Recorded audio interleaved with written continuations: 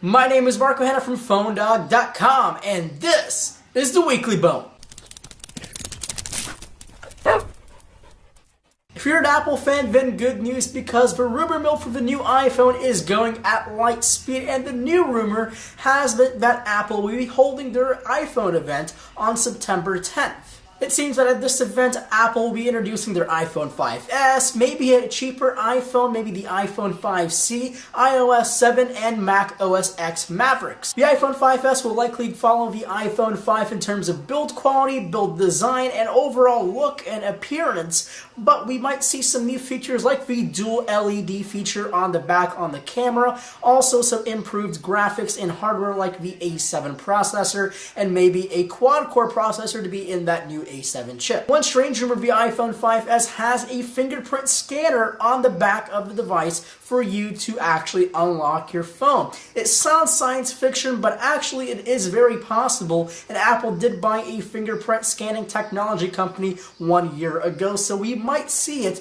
be incorporated in the new iPhone 5S. The iPad 5 will be going on a slim diet for 2013, following some design cues from the iPad mini. So what we're going to see is maybe a slimmer bezel. So the iPad mini has a barely there bezel around the whole tablet, and we will likely see the same thing going on for the regular size iPad. The iPad 5 will look a lot slimmer than the current generation iPad. It will follow the same design cues as the iPad mini, including the new colors of the black slate and the white aluminum iPad mini on the brand new iPad 5. While the iPad gets a lot smaller in terms of size, the iPad mini gets a little bit more bang for your buck, with a possibility of a Retina display and some faster hardware on the brand new iPad mini too. Sony's massive Xperia Z Ultra is in the hands of our own Aaron Bakerfield's ginormous 6.44-inch display. It also has a 2.2 GHz quad-core processor